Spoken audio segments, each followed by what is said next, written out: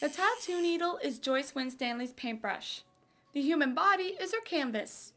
Joyce opened a tattoo shop on the main street of Tattamagush, Nova Scotia, just a few months ago.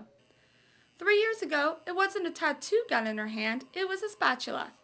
She worked at North Colchester High School as a cafeteria cook.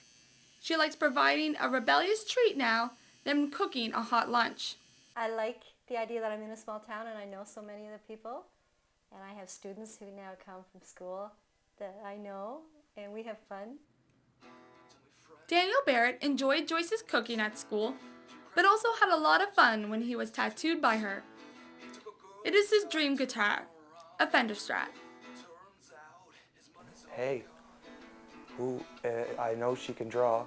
I know all this stuff about her. She's a great lady, and you know, who else can say that their old lunch lady gave them a tattoo, you know? It was pretty cool. But Joyce never planned to become a tattoo artist.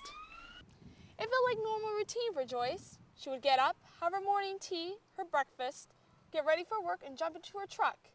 She would then drive to North Colchester High School and park right behind me.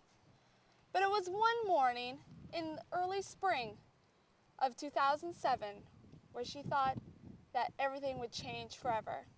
I remember most of it. I remember coming to work, pulling into my parking spot, and then just being very confused instantly. I didn't know how to shut the truck off. I didn't know where I was. I was just very confused. Joyce had suffered a stroke. Doctors believe stress caused it. Many realized with the speech loss and the other things that I should go on to Truro. And they took me to Emerge there. And on the way to Truro, I lost feeling in my arm, my right arm and my hand. It was all numb and tingly and strange. It was a very, very confusing time. Sitting in her bed, Joyce expected the worst. In the hospital, even after it happened, after a few days, I thought I was still going to die. It scared me. I was afraid I would have another one, and that would be the big one. So I'd lay in bed and look up at the sky, at the window, and just think of all the things I want to do when I get out. The things that I would do that I don't generally do, that I love to do, and it just gave me a whole different insight into living. Joyce's husband, Terry, had to travel a half hour to comfort her. Unfortunately, at the time, we were that broke that her sister stayed with her because I had to go to work, because I couldn't afford to miss a day's work.